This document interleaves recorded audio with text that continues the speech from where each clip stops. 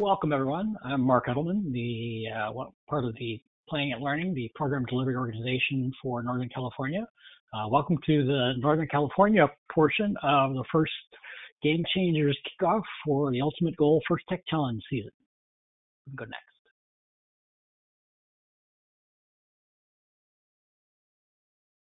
Excellent.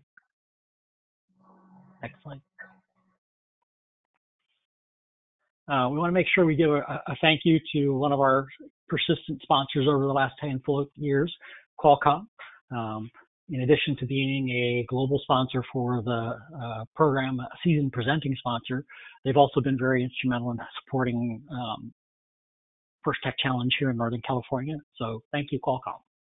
Next slide. So today we've kind of broken the day up into blocks, similar to what we've done with Kickoff in years past, but it's a little bit different because of the current situation. So we're going to spend probably 45 minutes to an hour going through some general NorCal announcements. We'll take a short break.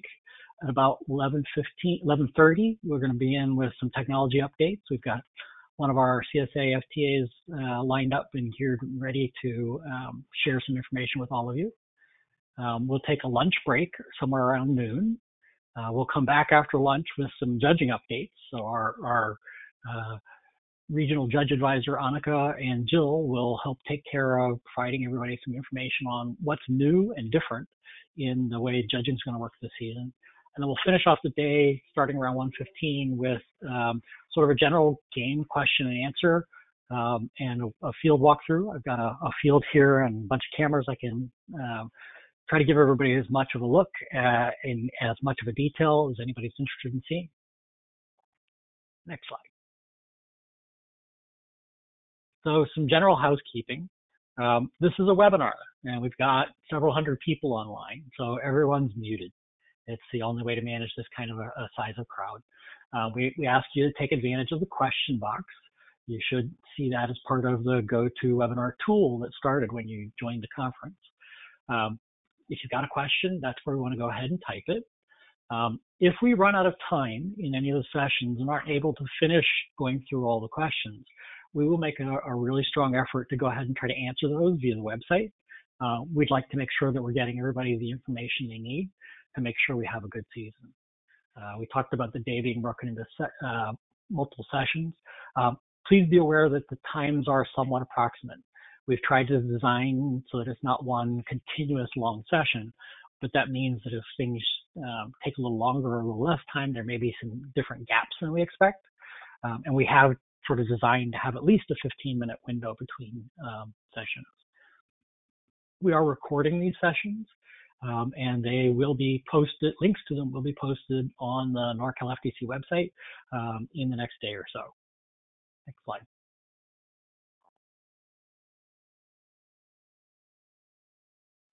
Again, by way of introductions, Playing and Learning, a local 501c3 nonprofit here in Northern California, is the program delivery organization for Northern California for First Tech Challenge. That means all of the events and all of the structure in the region is operated through us. There are three of us that serve as the First Tech Challenge staff: Jill Wilker, myself, Mark Edelman, and Dianne. Next slide. We do have several of our key volunteers that have agreed to come join us in this set of sessions today. So you're going to hear several different voices. Annika Green, our regional judge advisor. Regional judge advisor is a new role that first asked all of the partners to create within their region to serve as a resource for all the judges and judge advisors in our region. So Annika has graciously agreed to do it. We're lucky. Annika is also one of the judge advisors for the World Championships. We're grateful to have her as part of our key volunteer crew. I have two of our longtime head referees lined up to help with the question and answers this afternoon, Rick Swan and Jeff Green. And additionally, we have some of the most experienced FTAs and CSAs I know of, Mitch Lichtenberg and Bob France, lined up to potentially help answer questions about technology and to share a little bit about the updates for the season. Next slide.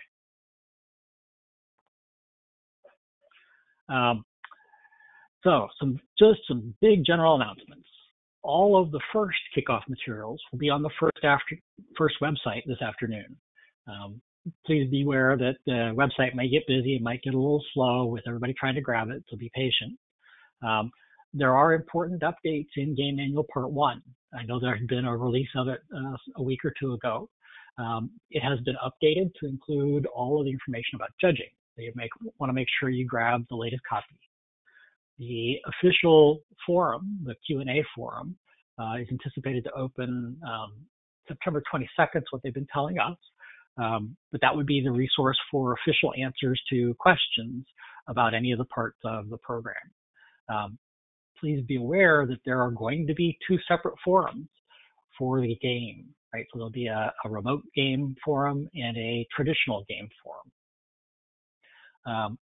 New this year, we're currently being told that all students on all teams will have to be registered through FIRST and put onto the rosters electronically. So that's a little bit different than it's been in past years.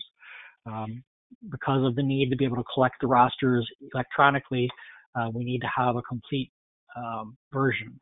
So we're currently being told that all students will have to be registered through FIRST, and the consent and release form will have to be done electronically through FIRST, i.e. No more paper copies of the consent form and no more handwritten students onto the rosters. Next slide, please.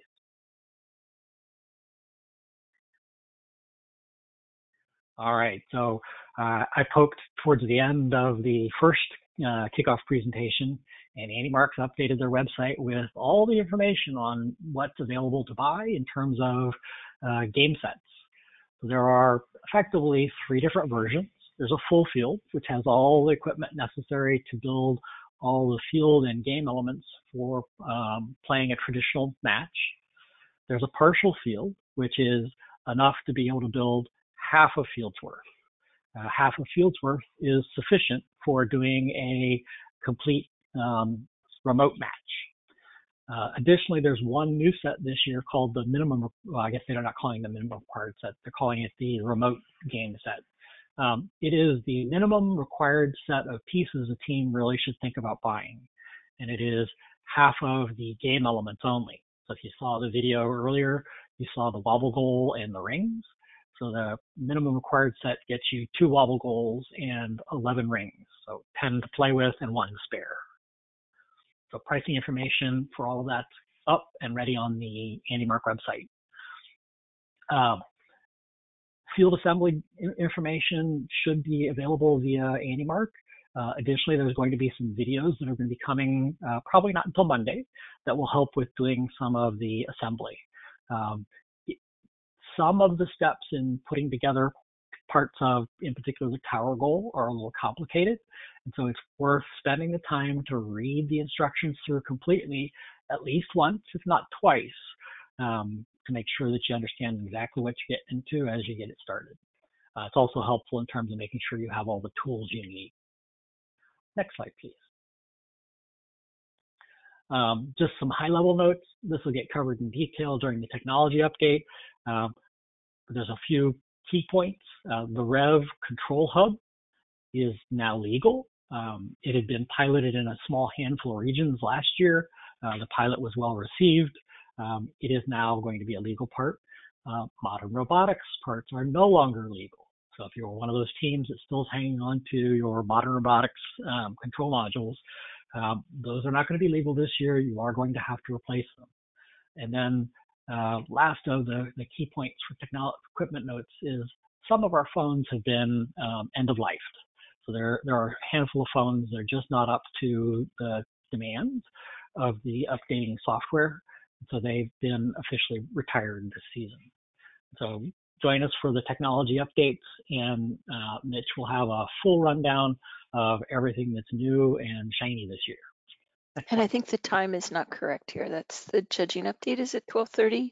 I think technology update is just before lunch, right? I think you might be right. Thank you. So at the appropriate time, come for the technology update. Next slide, please. So some of you may have seen the announcement from FIRST in this last week that they have officially delayed their championships. So Houston and Detroit championships are being pushed out in recognition of the challenges teams are having in terms of being able to meet and compete. So currently, the first championship for our region would be the Houston Championship. It's slated to be in mid-July 2020. The Detroit Championship for the rest of the region would end up being in early August. There aren't more detailed dates yet, so there's a lot still up in the air. This, of course, is going to have some impact on our season. It takes some of the pressure of hurrying off and allows us to begin maybe a little bit more slowly. So there's been a survey out to the teams asking questions about what you think about a delayed season. So we really would appreciate if everybody could jump onto that and give us your opinions so that we can make sure that we're taking care of everybody's needs. Next slide, please.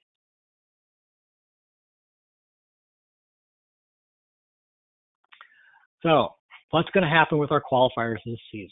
So we are beginning the season with remote events, at least through the end of this calendar year. We're likely going to reevaluate sometime before the registration for the January, February events would open, but we're looking at beginning remote.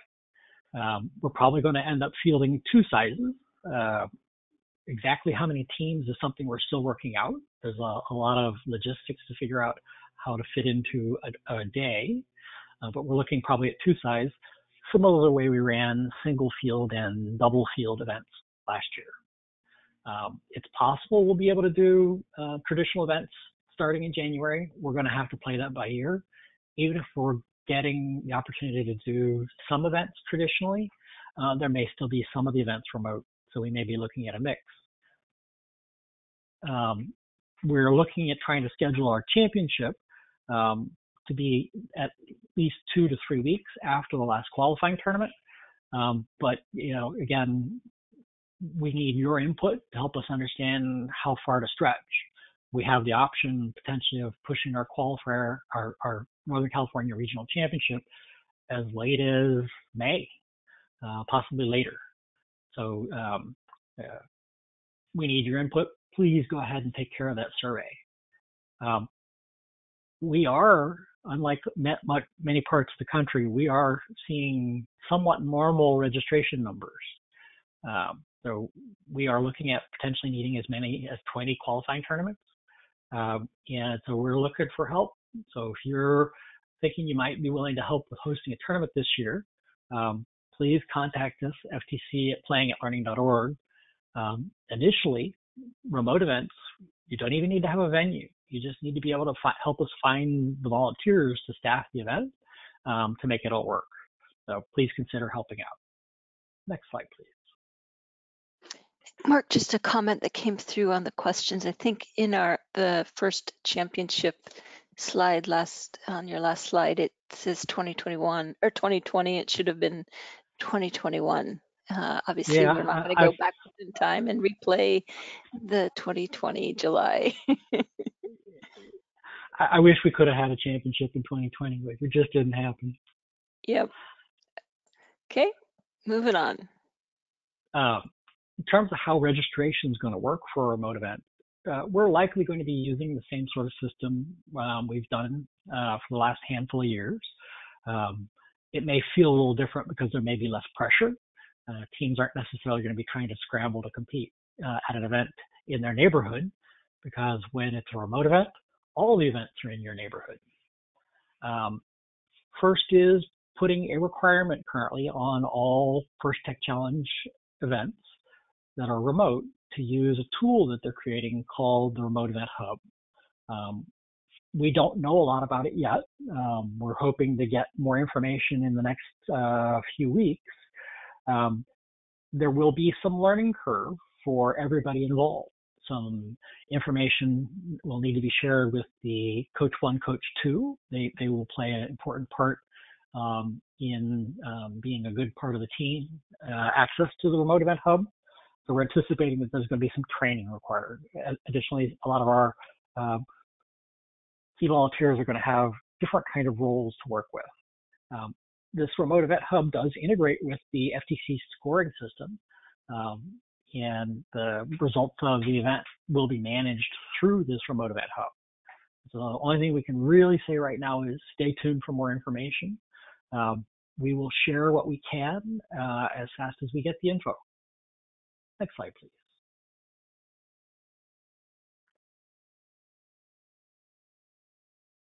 All right, so what is a remote event?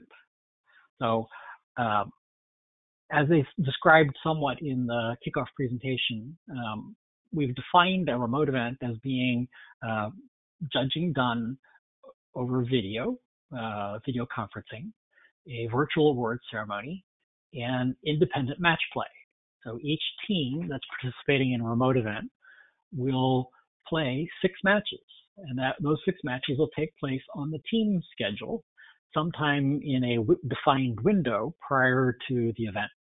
So as an example, if we define the place-based qualifier to be on a Saturday, the 6 or 7 days prior to that would be the window of time that the teams would have to perform their qualifying matches, 6 of them. The team would be responsible for scoring them.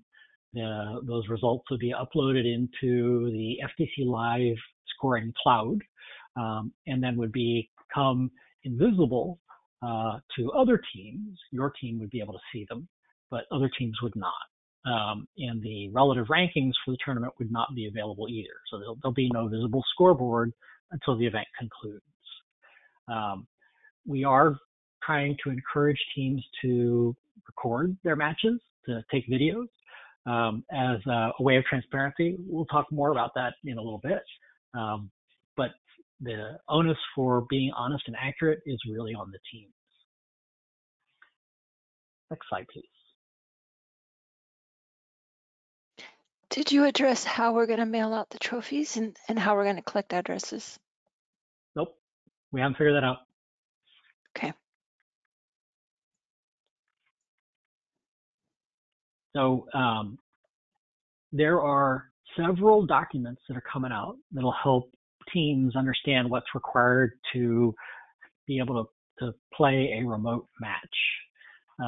There's a remote events requirement document that's being put together. I expect it's going to get published, if not today, certainly by Monday, that will define what the minimum is that a team needs to have. So you heard a little bit in the first kickoff, you heard the phrasing border versus perimeter, right? So as a worst case, the minimum required field is basically tape on the floor in the appropriate size and cardboard boxes cut into the right configuration to make the tower goals. And of course, the rings and wobble goal, right? So there's a lot of range from there all the way up to an official perimeter with tiles and the real game elements, with a lot of latitude to allow as many teams as possible to be able to compete in a way that isn't inordinately expensive. We are looking at trying to be able to figure out how to offer help for teams that are really resource strapped. So stay tuned for more on that. Next slide, please.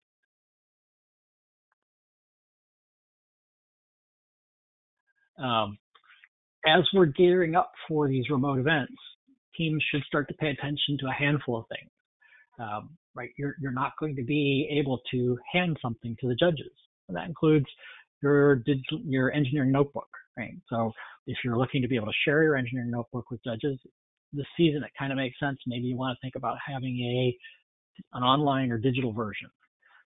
Your engineering profile is something else.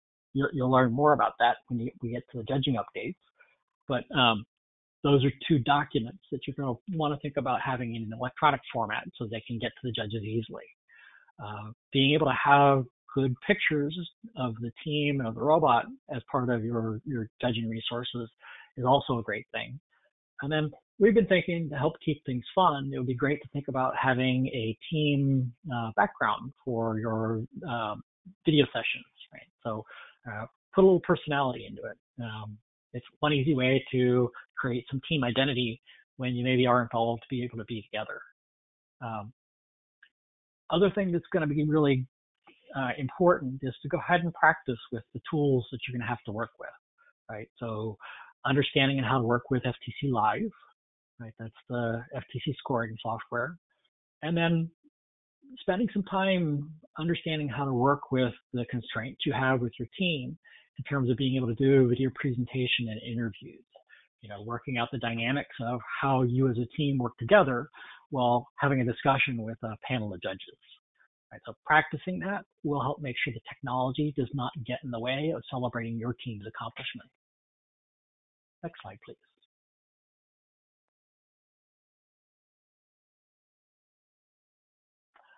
So we are looking here at Northern California at trying to set up tools, resources for teams as on an ongoing basis. So we've been scheming out what we're calling an Ask an Expert session. And so there will be times available to be able to talk to experts in robot inspection, field technical advisors, control systems advisors. Apparently I can't spell. Referees to be able to ask game questions, right? So one of the goals really is to try to replace those interactions that the teams normally would have at a tournament with an opportunity to still find ways of being able to get that learning accomplished. We likely are going to be doing these office hours or by appointment. Stay tuned for more information. Next slide, please.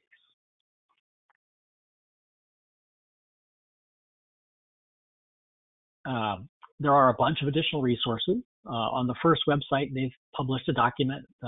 They call it the Seasons and Guidance for COVID-19 Interruption.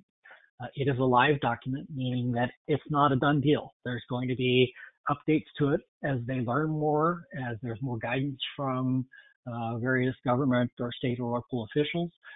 Those will get added to that document. And so it's a resource for everybody to be able to take advantage of.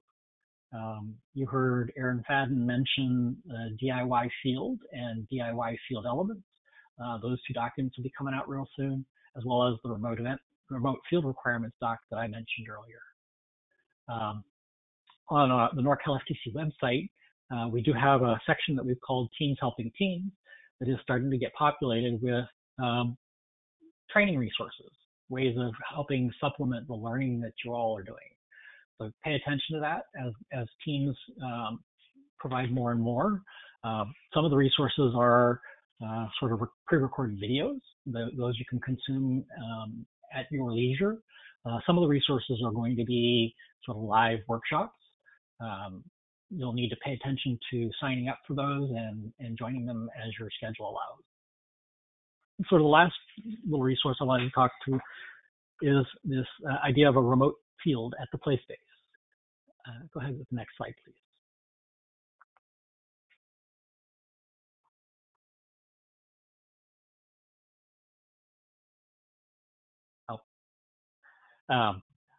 Before we jump to the remote field, there are a handful of live session workshops coming up pretty quickly.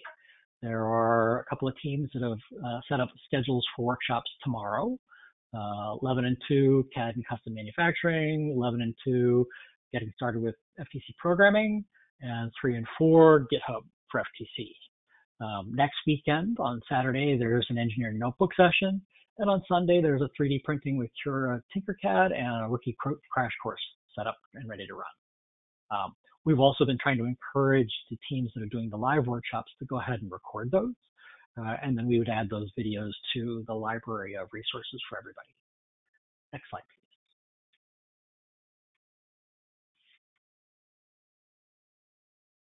So there are a handful of sessions up now. Go ahead, browse through them, take advantage of them, share them with your teammates. It's a great way for everybody to help everybody else out. And we do anticipate adding more as the season goes. So for all of you, if you think you've got something you'd like to add to the library, send us a note. Let's get it put together and let's share it with the team. Next slide, please. Mark, when do you want to handle game questions? Do you want to do it all during the game walkthrough? I have about 8 questions queued up. All of the game questions are going to happen in the last session of the day. We intentionally pushed it all to that end just to make it manageable.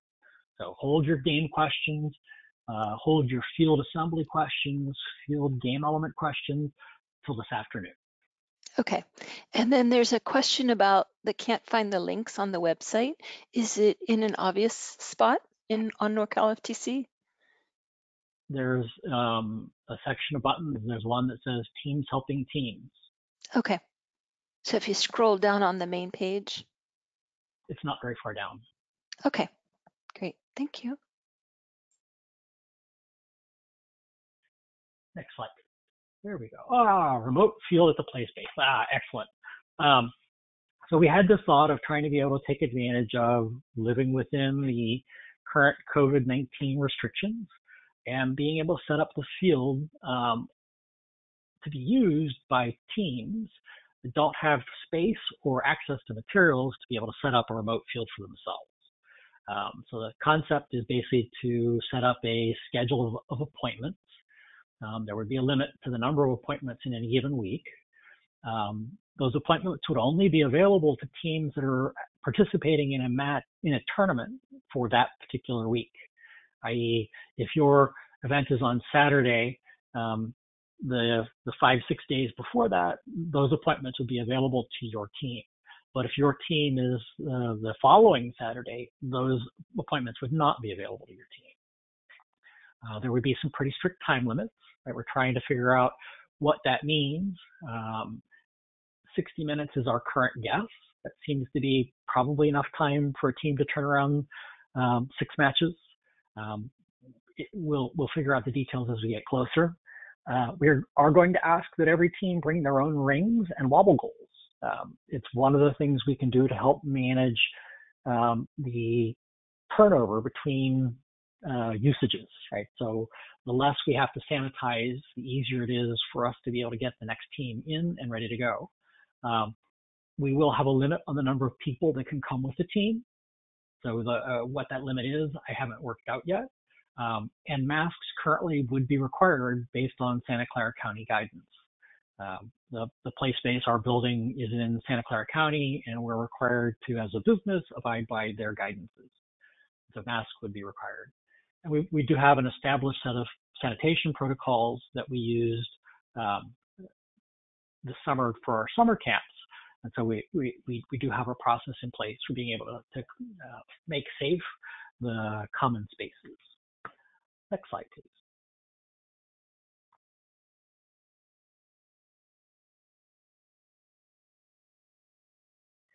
All right, so now I want to change the topic a little bit. So if you listened to the call, you listened to the video this morning, you heard a couple references to what if teams don't play fair? What if they inflate their scores? So it is a concern, and all of us that are involved very deeply in FIRST like to think that everybody plays for the right reasons. So I'm putting together a scheme to try to encourage everybody to play open and honestly. I'm calling it currently Fair Play for FTC.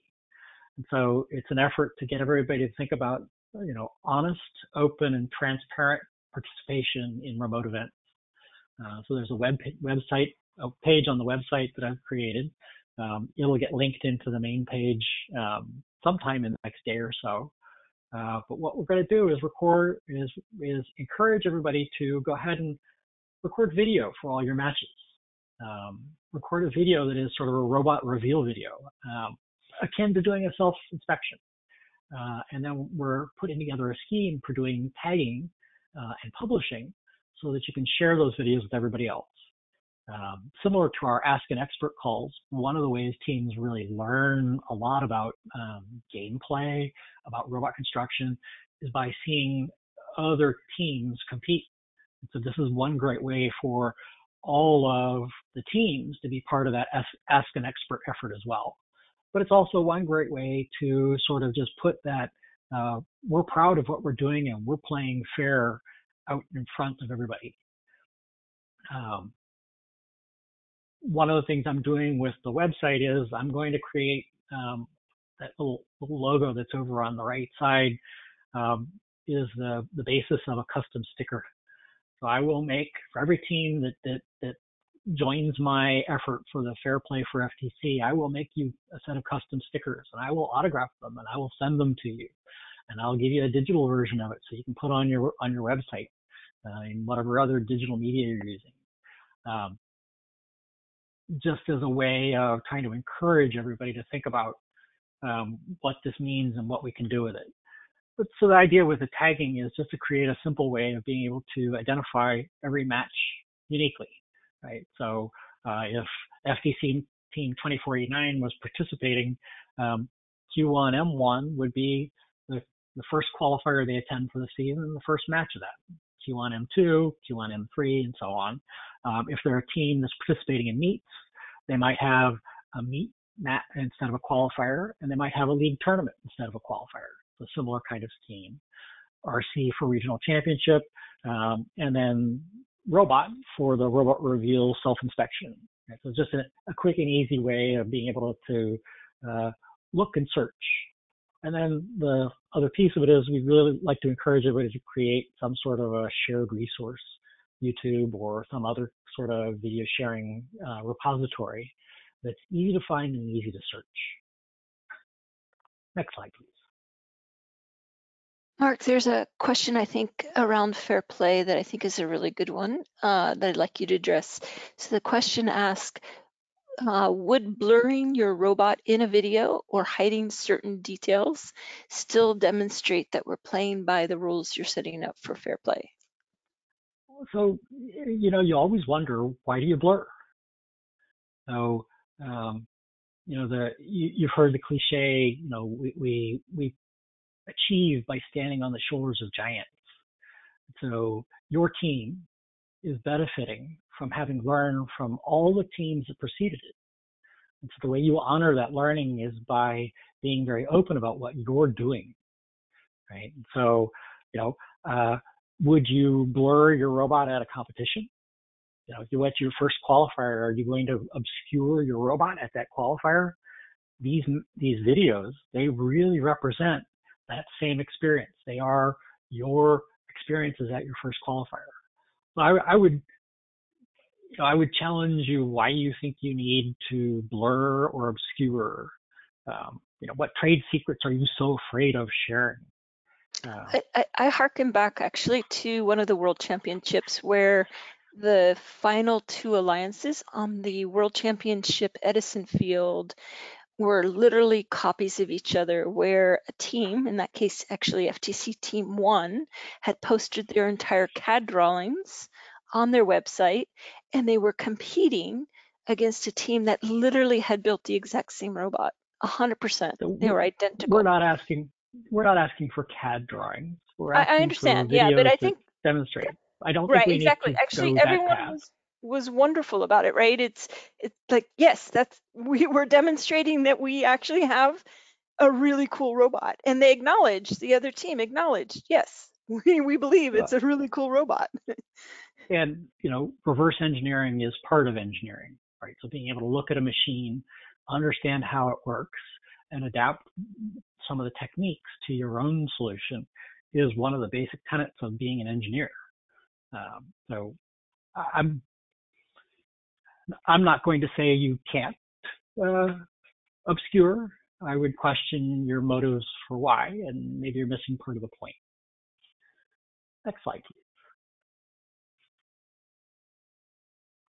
So what's coming next? Well, we're anticipating doing several more town hall meetings. There's going to be a lot more information to share as we get more information, particularly things around the remote event hub, more details on how we're going to organize our season. So there's going to be many, many more of those coming. If you have not joined the Google group, it's really imperative that you do, right? This is our communication tool. This is how we get the information to you. We're trying to keep the website up to date with what we post on the Google group, but there's a lag. Right? So it takes us a day or so to get the information there on the website that we've just sent out in the Google group. So take advantage of the resources, join the Google group, make sure you're connected, and make sure you're informed. So Mark, people are asking how to join the Google group. So I think if you just go to NorCal FTC.org. So that's NORCAL FTC.org. There's a link, I think, right at the top of the page. Yep, it says join. And one of the things I noticed with Google Groups is the default is no email. So you have to go in and actually update your registration to make sure that you get either all of the emails or a summary digest of emails. Otherwise, indeed, you will actually be a member of the group but not get any of the notifications. So do we have some time for some questions? If there are questions that are not game related. Yep. I have a quick update. The Thunderbots session tomorrow is only going to be at 11, and the website will be fixed. It's only at 11, not at 2. Which one is that? The Thunderbots programming. Programming. Okay, thank you. And lots of people joined a bit late and missed today's schedule, so they really have a lot of game questions. And so 1:15 is that game walkthrough. We'll actually have 2 very experienced referees that are our NorCal head refs, as well as Mark, who is obviously on the game design. So 1:15 if you have game questions. And judging questions will be handled at 12:30 with Annika and I, and Mitch is up at 11:30. So we have about 15 minutes for questions that are not in any of those 3 areas where we have dedicated sessions.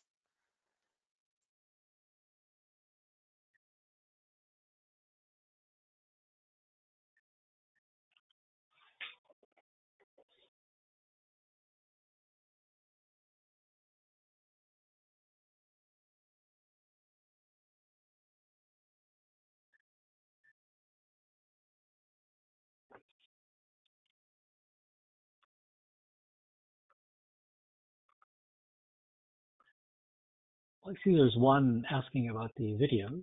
I can address that. Okay. It says, is there any way for individual regions to enforce that teams have to take video, or is FIRST not allowed this? So we discussed at some length, right? As Jill mentioned, I'm part of the game design committee. We discussed at some length whether or not it made sense to require. So it's a big problem, and how do you enforce requirement? So we're trying to work from the other side.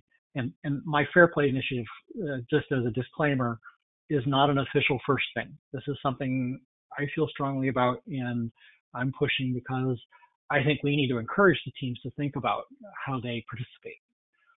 But there is no way for us to add a requirement to what the teams need to provide for an event, right? So short answer is no, we can't. It's not that FIRST is explicitly disallowed it, but it is inherent in the way things are structured. We actually discussed the potential of having teams submit matches and referees try to review all the matches. And that was an incredible nightmare of logistics trying to figure out what that actually would look like. Did the camera angle work? Did the recording, was it of a high enough resolution? So we're really trying to lean very heavily on making sure the teams understand what it means to be a FIRST team. So there are several questions, Mark, that have come through that I've mostly addressed privately. I think people are a bit confused between traditional events where there's a full alliance versus a remote event. Can you address how many teams are actually playing in a remote event game play, so a match? So I'll just walk through what a remote match is. So a remote field is a 12-foot by 8-foot playing field. Exactly how it's built up, there's a lot of different options. Some of the information that's coming will help explain that. A single robot driven by a single team competes on that field for the match. There are no other robots around. So the one robot plays by itself, same scoring objectives, same structure to the match, but exactly one robot.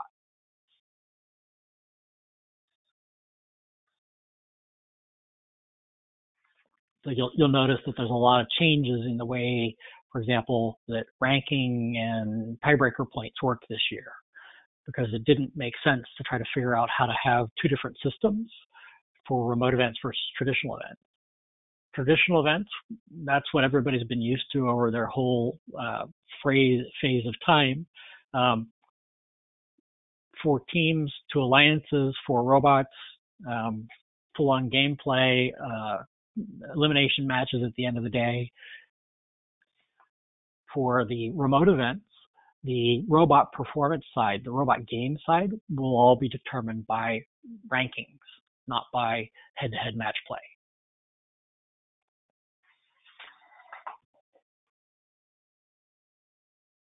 Thank you for that. Okay, so remote events will be where you are, I think is the summary that somebody, it's everywhere you want to be and where your team is and where their field is set up and not with others. And I see there was one question here. Are teams playing at the same time in their remote matches? And the short answer is no. So no other team's remote match has any bearing directly on your remote match. They are completely independent. There will be a score for each, and that score will be what compares the two matches.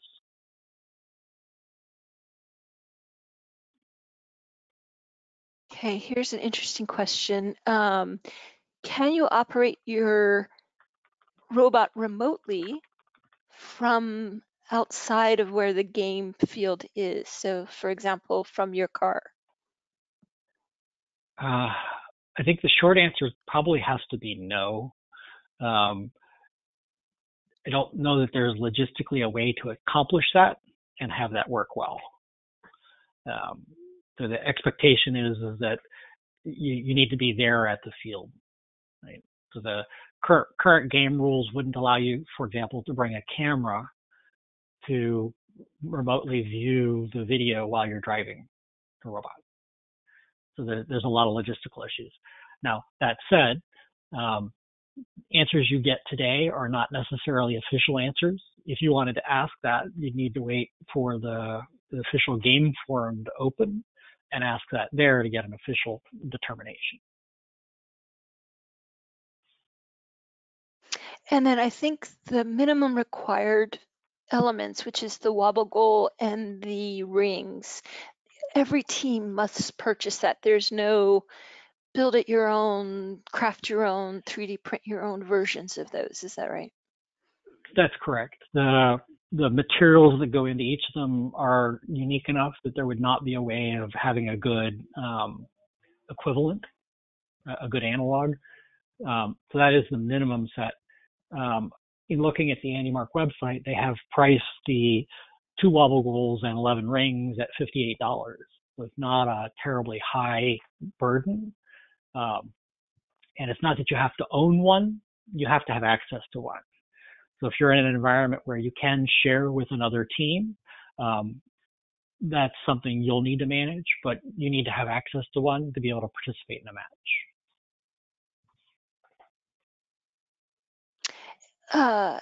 Great question. Since in remote events, each team is effectively their own referee, are there going to be resources on how to be good and fair evaluators of our own performance? Oh, great question. So on Wednesday, first hosted a bunch of calls for all of the program delivery partners, the folks like us, to help give us a chance to do a lot of sharing and knowledge. During that call, I got voluntold to run, I don't know whether it's going to be monthly or twice a month, but there will be calls for teams to be able to ask questions, similar to what we've done traditionally for the referees to be able to ask questions. And there are a set of training resources that are being put together to help teams understand how to to score and ref the matches accurately.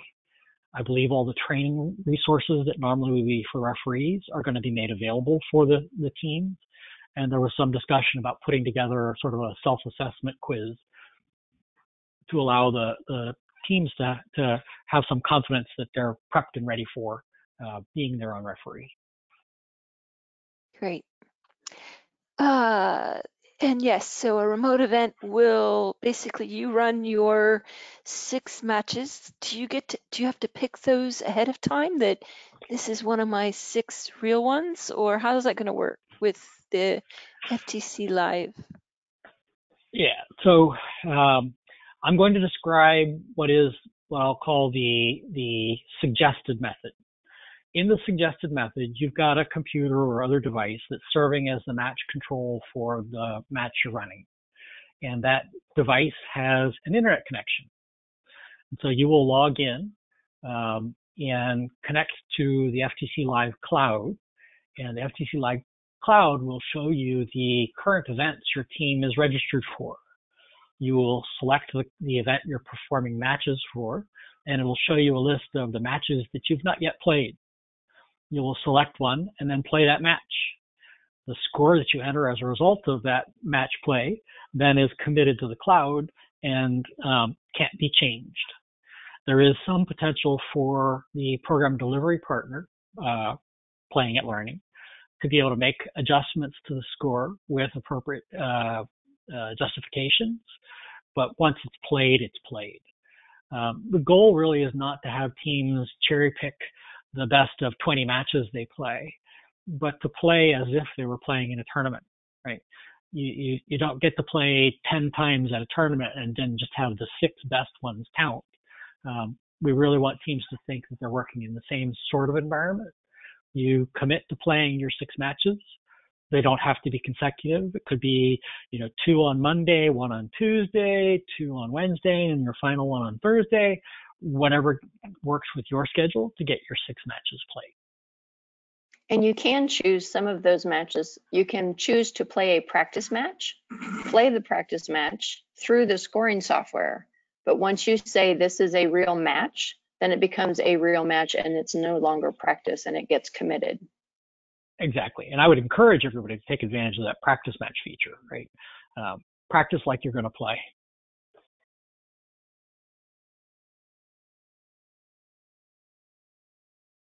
And we give less than a week for getting those 6 rounds completed, or I know First has said there's likely to be a 1-week window. Is that at most 7 days? Is it going to be less? How is the timeline going to work for getting those matches?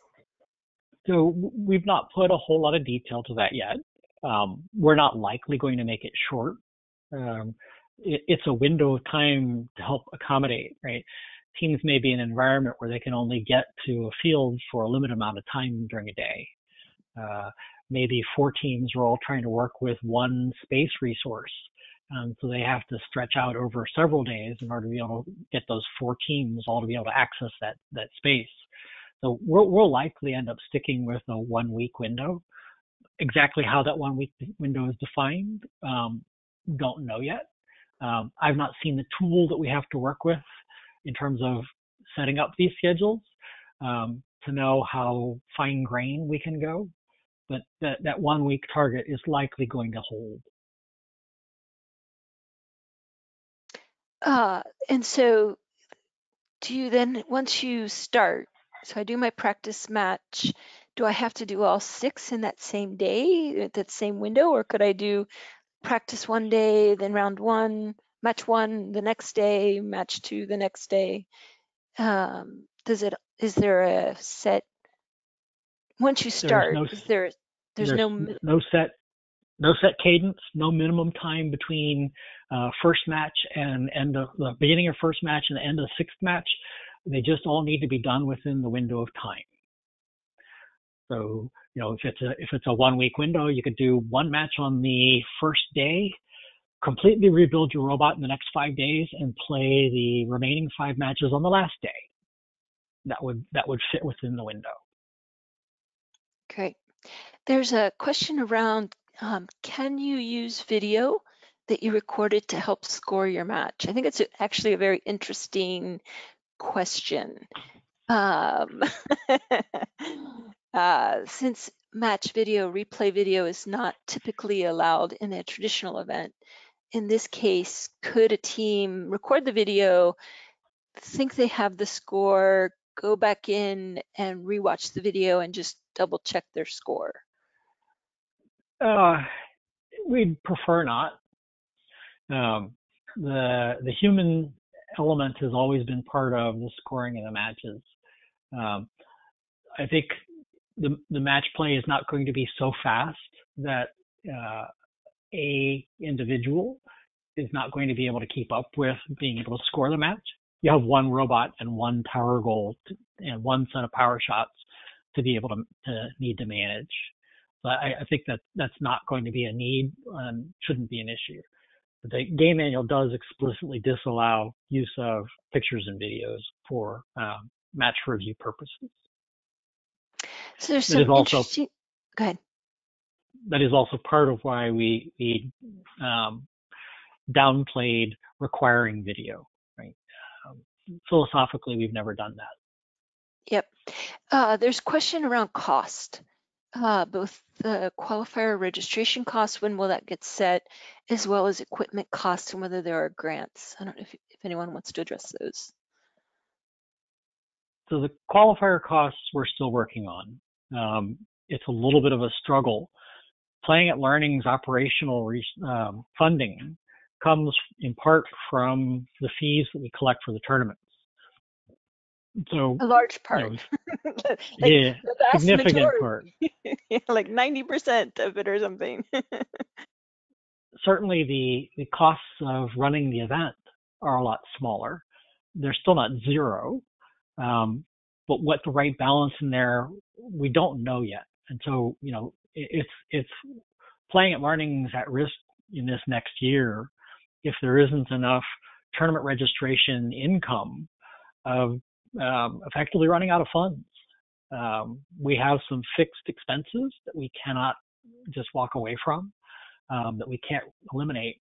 So we're trying to figure out what the right balance there is. So it isn't that we don't want to give you an answer. We're trying to give you the right answer.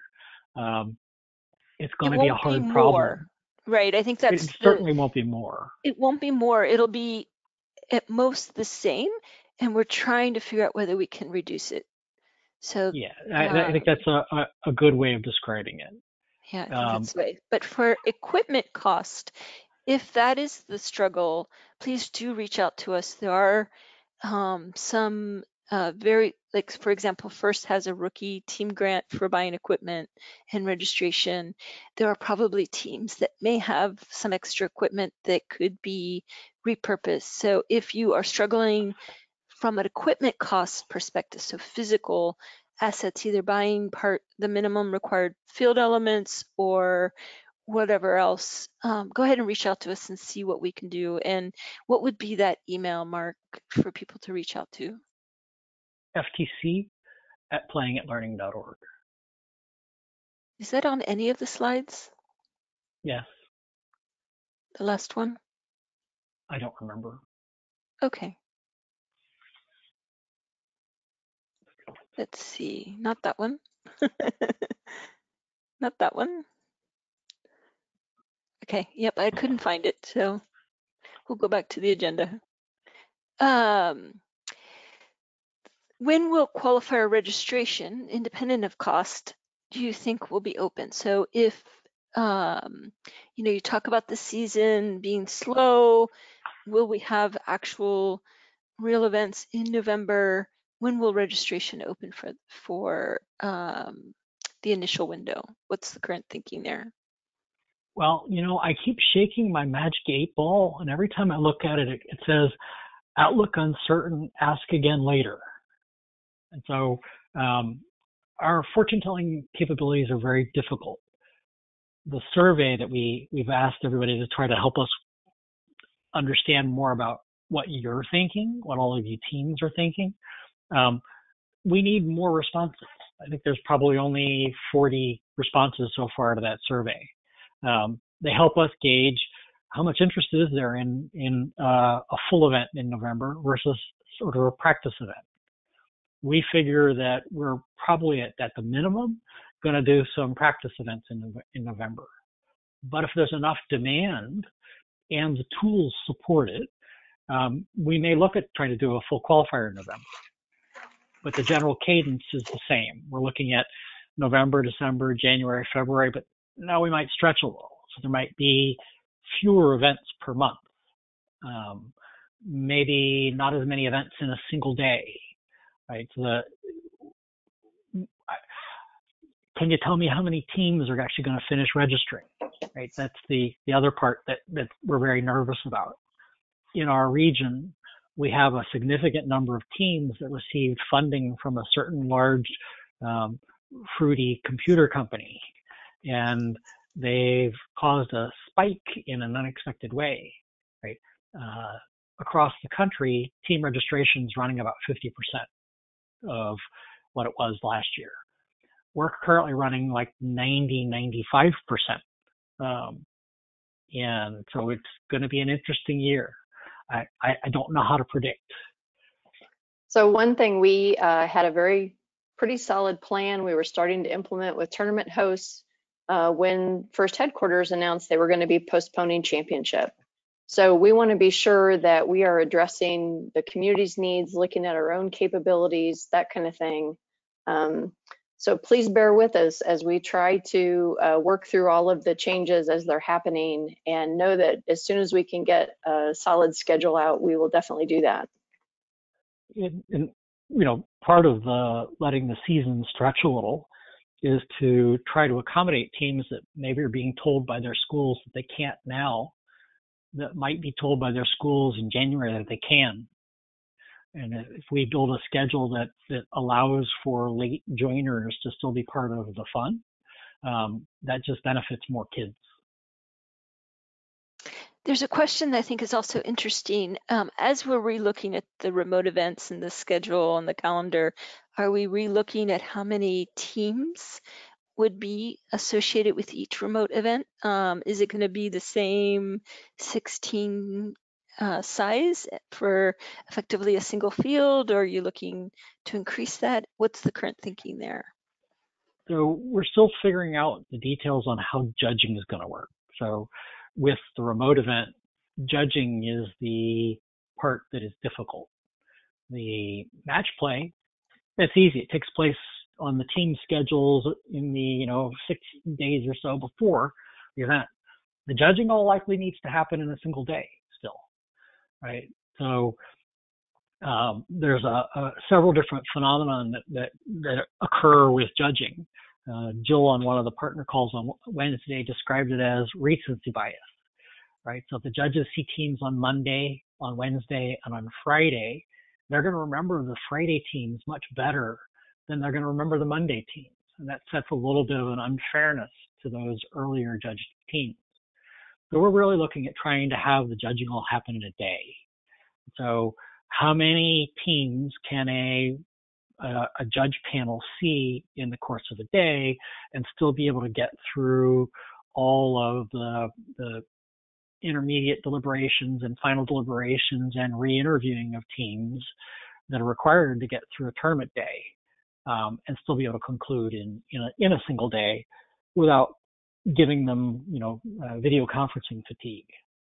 So numbers we've been playing with, 20. Maybe a single event is 20, maybe a double event is 40. But those are not things that we're necessarily committed to yet. One of our other big uncertainties is how much of an imposition is this tool that FIRST is requiring us to use going to be? So, is it helpful? Is it onerous? Does it make things better? Does it make things worse? Is it ambivalent? There's a lot that we don't know yet, so it's hard to really make very strong commitments to things. Certainly, we have the option of trying to encourage more larger events as we get later in the season, if we have the team capacity requirements, but not the event capacity. Because effectively, from a hosting perspective, It's just a few more volunteers. But from a judging perspective, now you need more skilled judge advisors to help manage that deliberation set.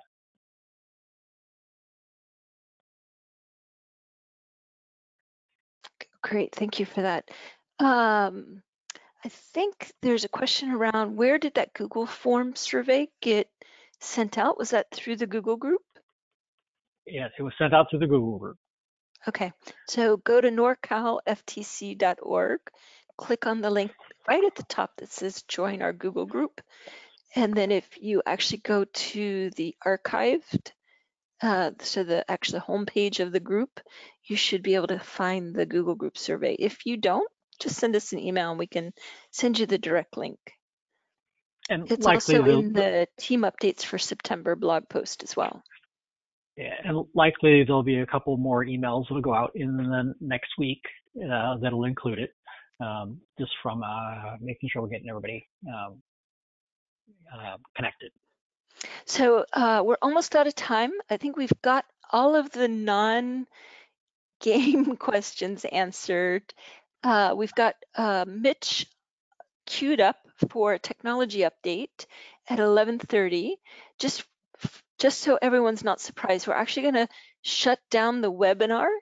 I believe you can stay on. That way we can post this recording separately from the next one. So I'm going to drop here in a minute this webinar, bring it back up and restart the technology update recording promptly. I'll start early, but I won't start recording until 11:30. So you have time to grab some water, take a bio break, grab a snack, and we will be back at 11:30. Dianne or Mark, any other final remarks? Just welcome to the Ultimate Goal season. I think it's going to be a lot of fun. I appreciate everybody's questions this morning. They've been very good at helping us explain to everybody what's going on, and just know that this is going to be a challenging season in several different ways. And be patient with us, work with us, and help us make it work for the kids. Thank you. Dianne, anything from you? I think he just said it very well. Excellent. Well, with that, we're going to, as I said, I'm going to drop the webinar. I believe everyone can stay on, and we will come back immediately, but we'll start at 11:30 with our technology update from Mitch. Thanks, everybody, and we're excited as well for Ultimate Goal. See you shortly. All right. Thank you, everyone.